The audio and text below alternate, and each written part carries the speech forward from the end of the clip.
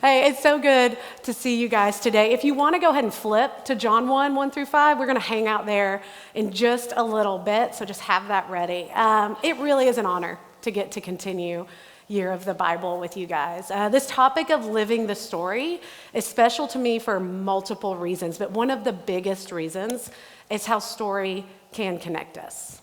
When I started on staff back in October, one of the things I was really passionate about from the get-go was understanding and telling the story of our church as a whole. You know, the local church, it played a pivotal role in my own personal life. It is why I feel so called to serve the local church. I grew up in a pretty volatile home. There were a lot of eggshells that you could potentially step on in my household. You know, a spilled drink at dinner, a shoe left in the hallway, the TV being too loud. The result could be anything from indifference to physical or verbal aggression along the way. And while there were so many inconsistencies, the most consistent part of my life growing up was where my mom made sure we were every Sunday at either 9 o'clock or 11, 12th row from the back, sitting in the exact same seats at our church services. My mom's standing rule is really simple. If you're not bleeding and you're not throwing up, we are going to church. That is where we're going to be. I specifically remember one time as a kid, during worship, everyone was standing and I wanted a break. And so I sat down. And my mom leaned over and angry whispered, and if you're a mom, you know what this sounds like, leaned over and she said, "Hey, I bet Jesus wishes he could have sat down when he was carrying that cross up the hill." I said, "Okay, Carol, all right. I mean, I'll stand up, that's fine." So while being at the church every time the doors opened was slightly annoying as a kid, I look back and I really get it. Since our home life was so unsteady, my mom was bringing my brothers and I to a place we would find steadiness every single week. And my faith was hugely shaped by the individuals who gave their time and their resources to the local church, volunteering, giving, caring enough to show up to take a semi-awkward and insecure 12-year-old to the movies when her parents were working late. My story was so significantly shaped by this because so many people intentionally taught me the purpose and the value of it along the way. And that's how important it is. Knowing this story naturally influences your story. The Bible filled with failure and redemption and loss, restoration, broken relationships, relationships made whole, all of those stories that make up this story build in us an understanding of our place within it and within the world. The things that shape our personal stories most are relationships, identity, work, home life, physical, emotional, and mental health. This one story, it speaks to every single one of the formational pieces put together to form who we are.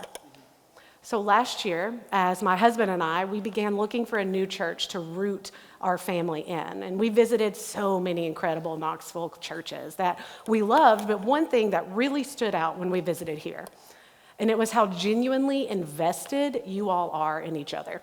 And that's what kept us coming back. We wanted our kids to grow up in a local church that shaped a love and an excitement for the church, because each week we weren't just walking into a building, we were walking into a family. We heard about weekly dinners at each other's homes. We heard about someone donating part of their life savings for someone to pay off a hefty medical debt.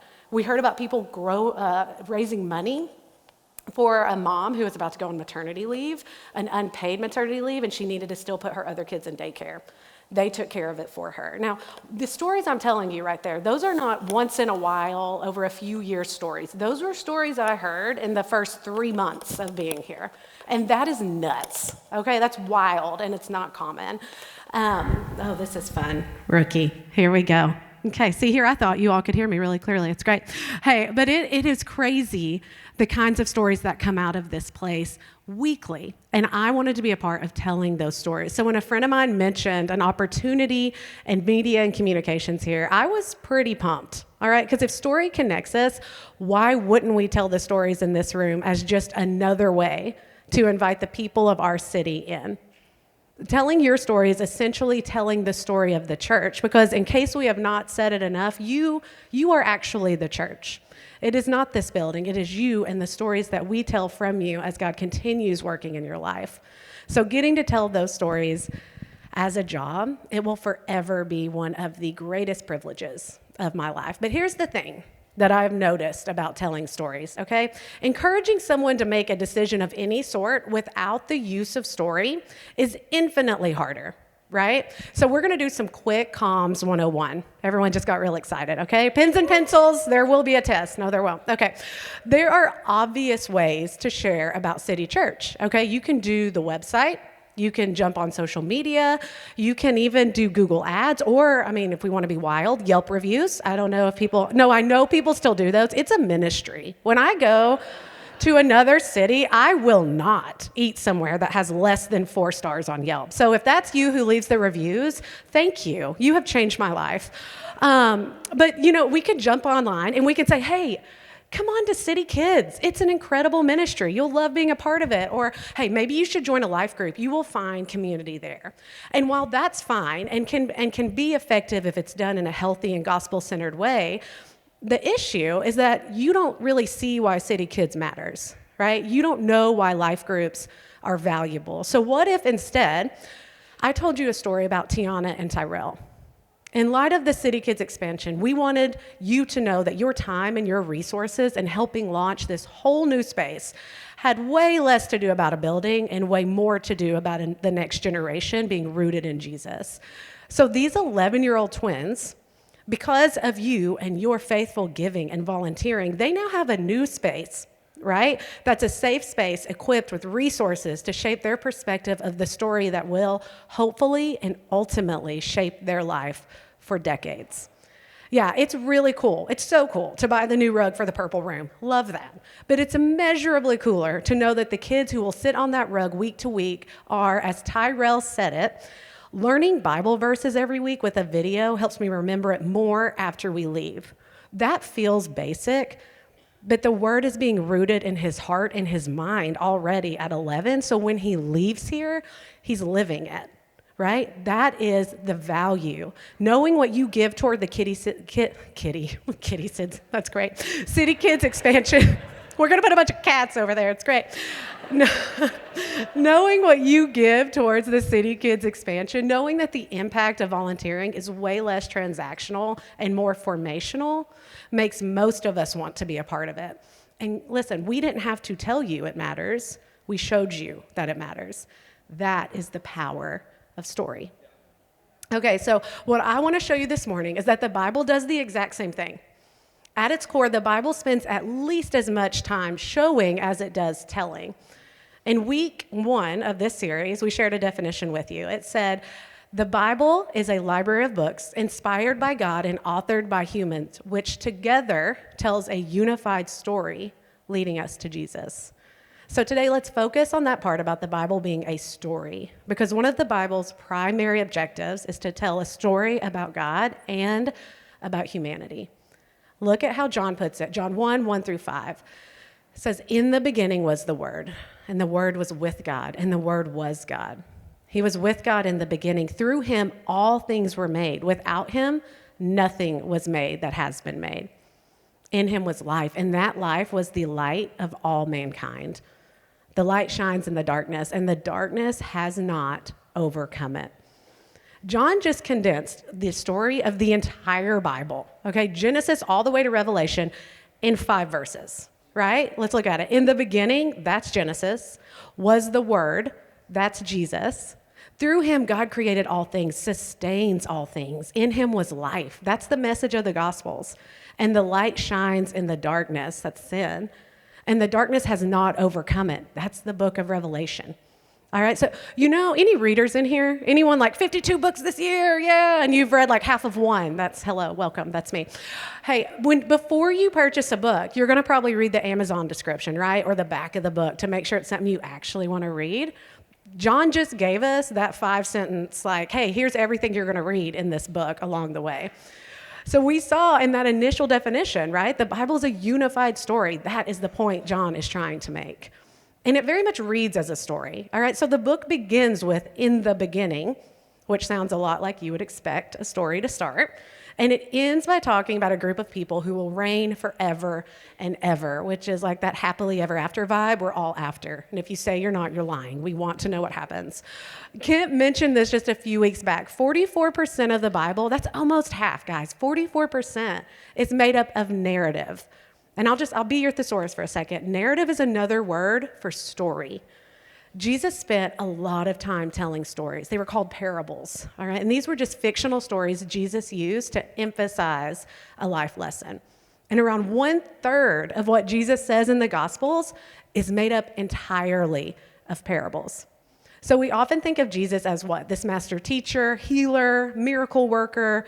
But according to the scriptures, he was also very much a master storyteller. One of his favorite things to do was have someone ask him a very direct question and then respond to that direct question by being like, "Hey, so once this guy," and then tell a story. And it would be like this. Like when I was in college, I'm telling too much. I often had to call my mom and ask her how to boil an egg. And I know that sounds ridiculous. I couldn't remember. She always boiled my eggs before I was 18. And so I'd ask her, "Hey, what are the steps to doing this?" And it would be like if she was like, "Hey, so listen, when I was a kid, we didn't have to wear seatbelts." And it's like, that's not helpful or doesn't seem helpful, right? So some of us may like that the Bible approaches answering questions that way, but I would guess most of us are more like, "Okay, yes, great, love that.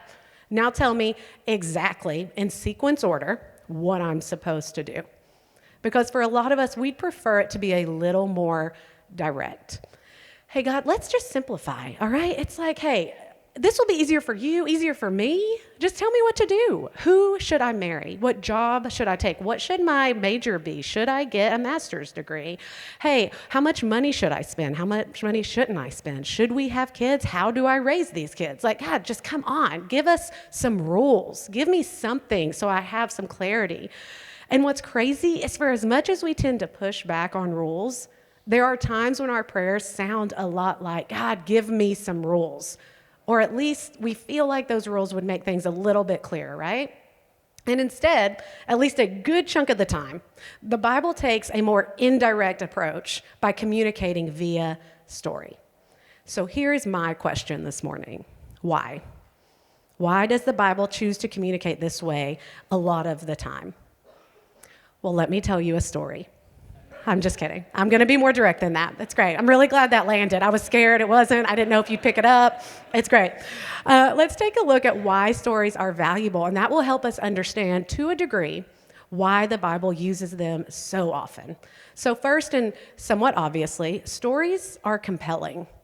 Like we talked about just a few minutes ago with Tyrell, story can and usually will compel us toward action.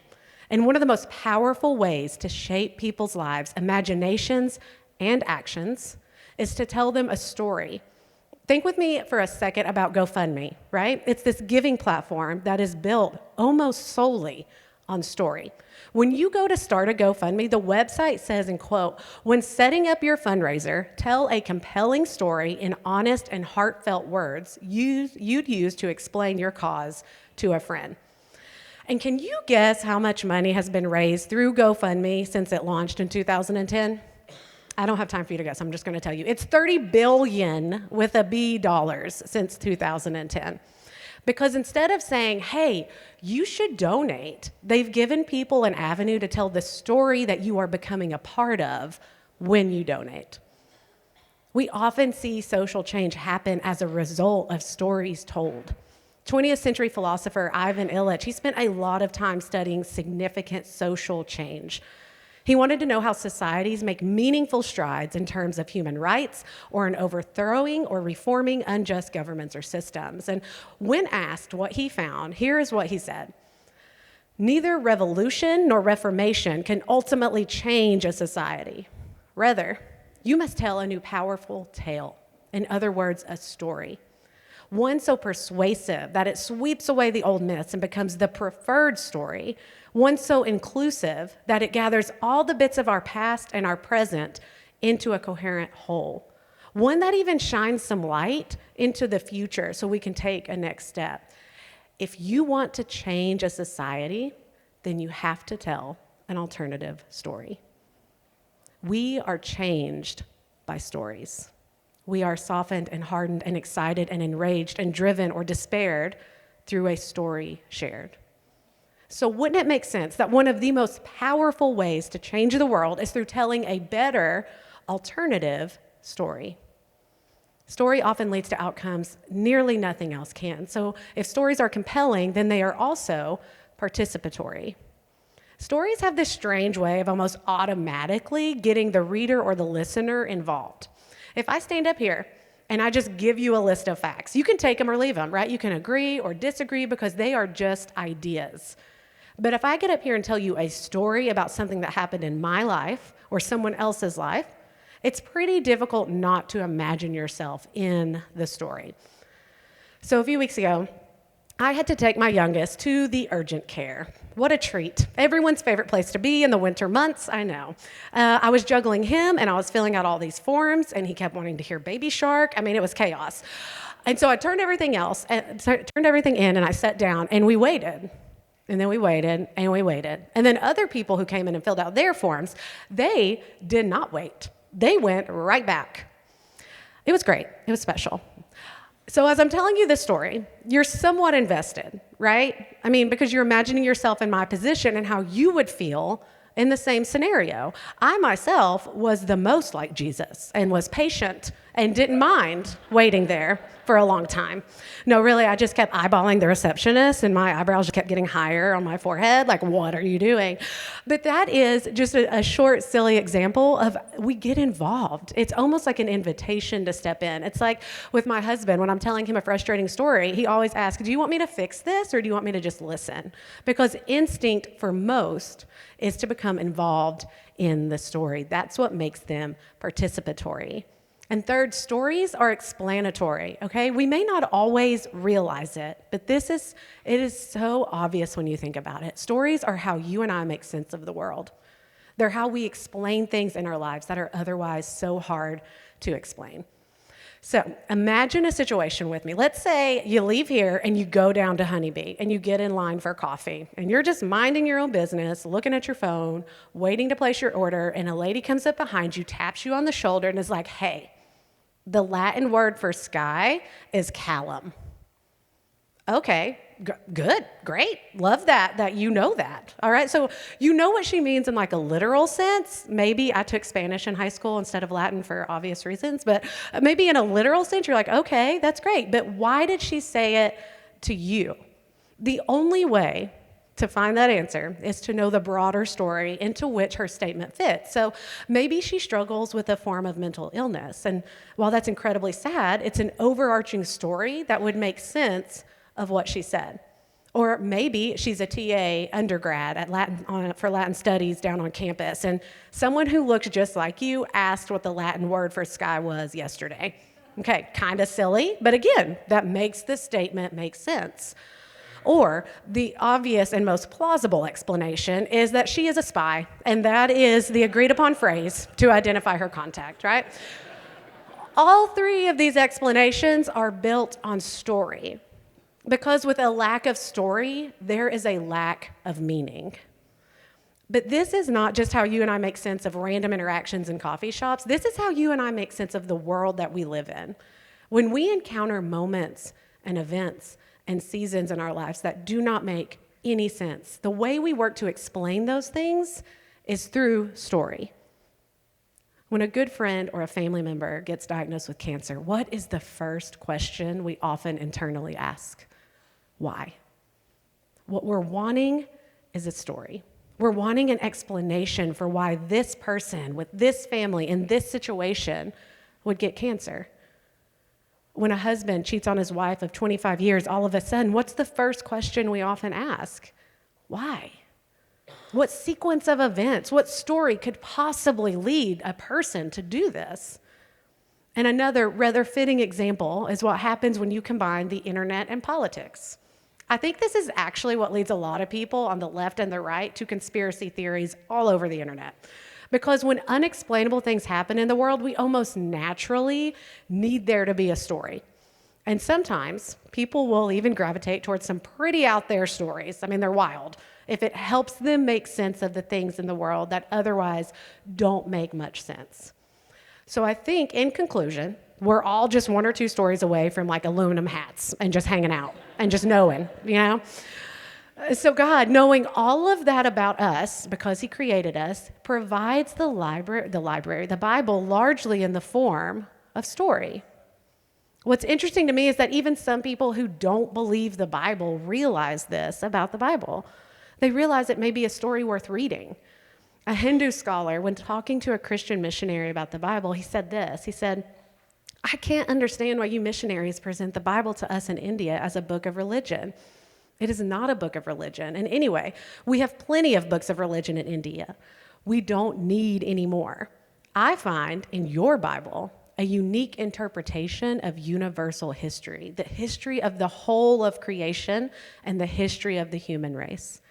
And therefore, a unique interpretation of the human person as a responsible actor in history. That is unique. There is nothing else in the whole of religious literature of the world to put alongside of it. What he is saying is that the Bible plainly claims to tell the one true story of the whole world. It doesn't first claim to tell us what to do. It doesn't first tell us how to think or how to live or even how to go to heaven when we die. It first claims to tell the true story of the whole world. It claims to tell us and actually show us how things came to be and how things really are. And it is only through understanding that story that we understand how it shapes our own stories. So with the little bit of time that we have left, let's look at the story of the Bible. What type of story is it? What are the components of that story? And what impact does that make on how we read it and understand ourselves and the world as a result of reading it? So in order to do that, I'm going to have to take you back to what was probably a terrifying time in your life, and that is middle school English literature class, okay? We're going to talk about the key elements of any story. Its introduction, tension, turning point, and resolution. So let's look at introduction. Now, it's pretty self-descriptive, but I'm nothing if not thorough. So the introduction describes when you meet the characters and the basic setting of the story. And so during teaching team, they're like, we need a really good example of what this looks like. And I could only think of one, and it was this. We're all seeing it, aren't we? We're seeing it. The sun is rising. Rafiki is making his way to the top of the huge rock as all the animals gather below. And all of a sudden, we will do anything to protect this lion cub from the dangers of Tanzania, right? But this iconic scene is when we're introduced to and immediately connect with, unless your heart is stone, the characters and the setting for the story of a future king. And if you are a millennial in this room holding a baby and you didn't stand up and raise that baby in the air, I am so proud of you. I'm so proud. My husband did that with each child when they were born. But for the story of the Bible, this introduction portion happens mainly in the opening pages. In the book of Genesis, it says in Genesis 1:1, in the beginning, God created the heavens and the earth. That is a pretty clear-cut intro, right? And it's not just that God creates the first humans. He creates them with a certain status and purpose. Their status is to rule over creation, which is again from Genesis 1. Let's read it. It says, then God said, let us make mankind in our image, in our likeness, so that they may rule over, notice the terminology there, that they may rule over the fish in the sea and the birds in the sky, over livestock and all the wild animals, and over all the creatures that move along the ground. So God created mankind in his own image as representatives of himself. That is huge. In the image of God, he created them, male and female. He created them. If you didn't catch it, he in fact created them. And God blessed them and said to them, be fruitful and increase in number. Fill the earth and subdue it. Rule over, there it is again, the fish in the sea, the birds in the sky, and over every living creature that moves on the ground. That is a pretty solid introduction. God created human beings with a status, image bearers of God, and with a purpose to rule over and have responsibility for all of creation. And not only that, but he created them with access to a specific relationship to live in unbroken communion with God himself, to live alongside him, with him, and rule along with him. That's the setting, the introduction of the biblical story. But then there's the tension. In the 3rd chapter of the Bible, something significant happens in the story. Human beings turn against God and his intentions for their status and purpose. They attempt to carve out meaning for themselves instead. They eat from the tree that God tells them not to eat from. They decide to define good and evil for themselves rather than operating within God's definition of it. And because of that, this story starts to go off the rails. One son murders the other son because he's jealous. The next generation, well, they just start collecting wives like Beanie Babies and just have this thing about vengeance and violence. Eventually, things get so bad. Imagine this. God's like, nah, this is not it. We need a flood. All right, I'm starting over. Right? So he sends this huge flood to start the whole project over. And then as soon as the flood recedes and God starts over with a new family, that family does some real shady stuff. Partly because the patriarch of that family, well, he decides to get drunk and just pass out naked in a tent. And in the family I grew up in, that's like a normal Thursday night, but that is not what God had in mind for the restart, okay? So if you keep following the plot line through the Old Testament, you'll find the story continues on the same trajectory. The story of Israel, it is littered with both tragedy and failure, some sporadic victory and just some efforts at faithfulness, and they're all mixed together. But even the best characters, the one we are so sure that they have it figured out, they are marked by significant moral failures. Even they seem plagued by the original decision in Genesis 3 to reject God's presence and God's guidance and to chart out their own course. Even the spiritual leaders of the nation of Israel are plagued by injustice, disobedience, and faithlessness. And then, just when you think it's all lost, just when you are yelling at the characters to get it together, something happens. There is a turning point. In a rundown, rarely thought about town, a poor Jewish couple gives birth to a baby boy named Jesus. He grew up learning carpentry, but eventually he built a name preaching and teaching and healing and miracle working in the hills of Galilee. Everyone who heard and saw what he was doing, they said there's something different about him.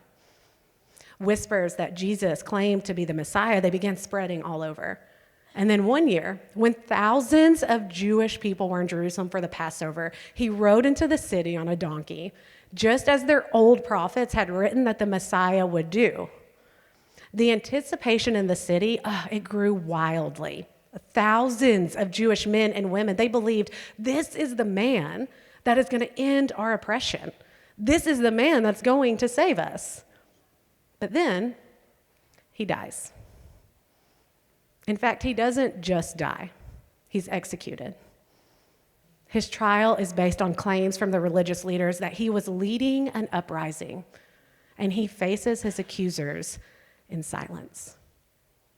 It felt, again, eerily similar to what their prophet Isaiah said would happen in Isaiah 53. They all stood and watched as their hope was beaten, forced to carry what he would die on to the place he would die. They flinched with each hit of the hammer to the nails that were pounded into his hands, pounded into his feet. They watched as he was speared in the side and his blood ran out.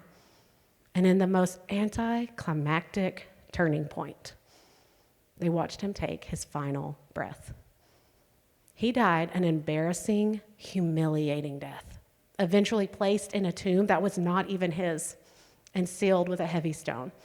The story seemed to be over. But 3 days later, the followers, they couldn't find his body anywhere. 2 female disciples, they approached the tomb, and some angels, they said, he's alive. Go and tell everybody he's alive. Tell the disciples. And at first, the men didn't believe him. The disciples, they had a hard time figuring that part out. But then Jesus, he proves it by appearing to them all. Now, obviously, right, they are pumped. And then Jesus, he heads to heaven. He's like, I'm out. Okay, I got to go. And he gives them a heads up. I'm not going to be back for a while. which seems like pretty unfortunate. Not the greatest timing in the disciples' minds, because they're like, hey, this whole like was dead and is now alive. Like, we could really take off with this. And Jesus is like, no, I gotta go. But this is my favorite part. Jesus says, I'm gonna leave you with a helper, the Holy Spirit, that will empower you to do more than I as a human could do for you walking beside you. The Holy Spirit takes this nervous bunch of disciples and turns them into bold sharers of the gospel. They trust that the Holy Spirit can work through them so much that they start healing people. They are preaching and watching thousands of people come to know and follow Jesus. They're starting the first churches all over the continent.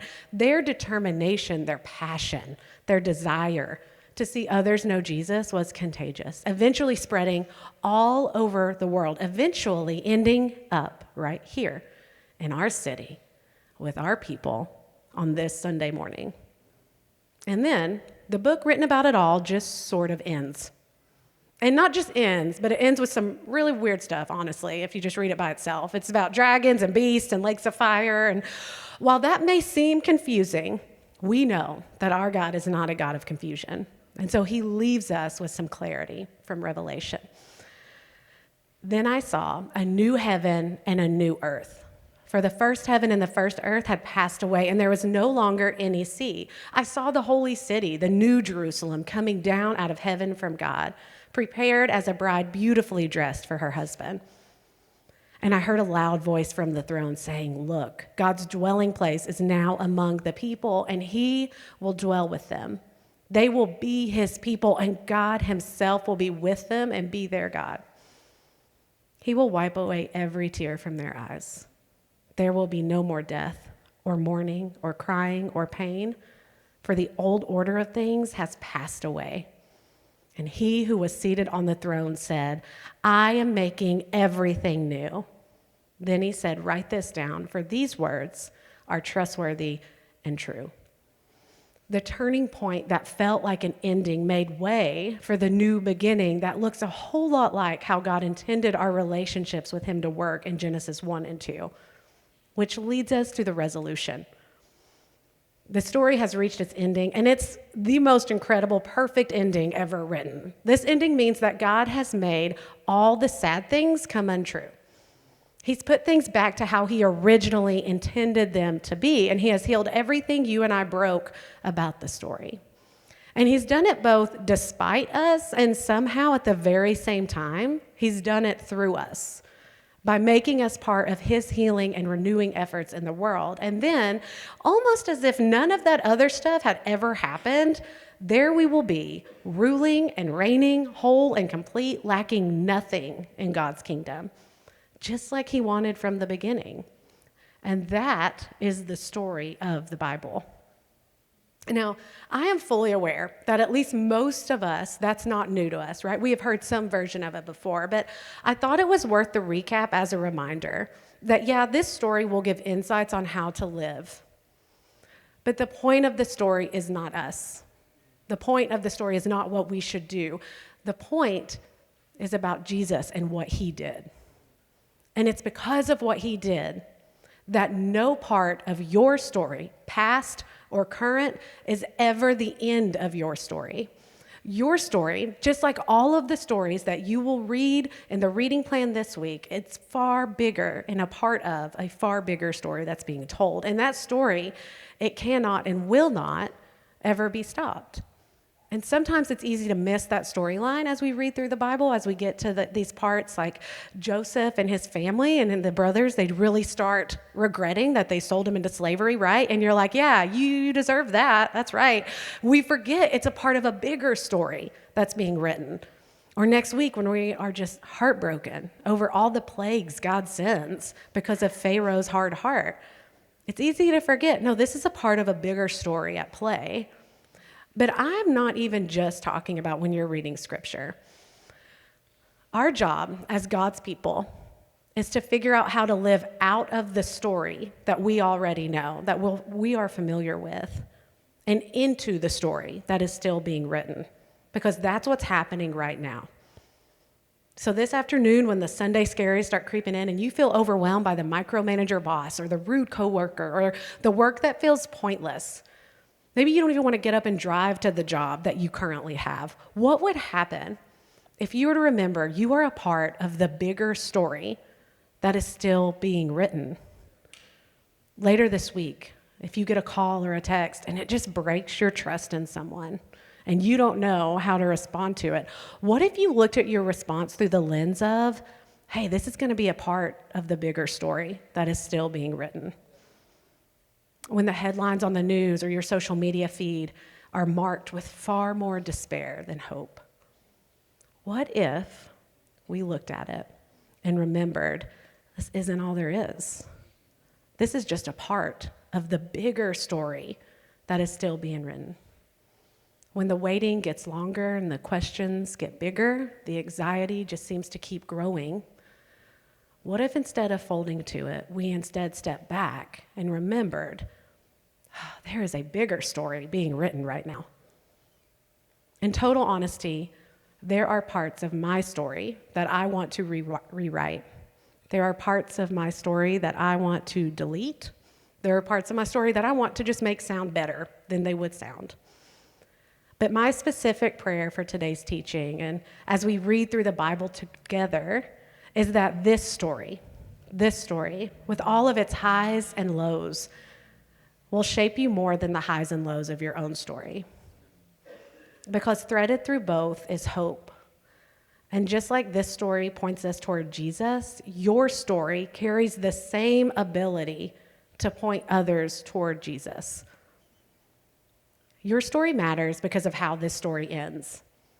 And even though our stories come with pain and disappointment and uncertainty and joy and fear and celebration and tears, because of how this story ends, we have hope and we have certainty because we have Jesus. And each week at the tables around the room, we invite you to remember and celebrate the hope we have because of this story by taking communion together. And I fully recognize that there are some in this room that you can't see the hope right now. That your story feels so big and broken and full of hurt that when I talk about, hey, you can have hope, it's really hard for you to see that. If that's you, or if maybe this is the first time you've heard this whole story and you want that hope because you didn't look at it that way. You thought it was just another story, but how this story can be your new beginning. If that's you, we are going to have people at the front and at the back who would love to pray with you, who would love to hear your story and invite you into the bigger story that's still being written. Let's pray together.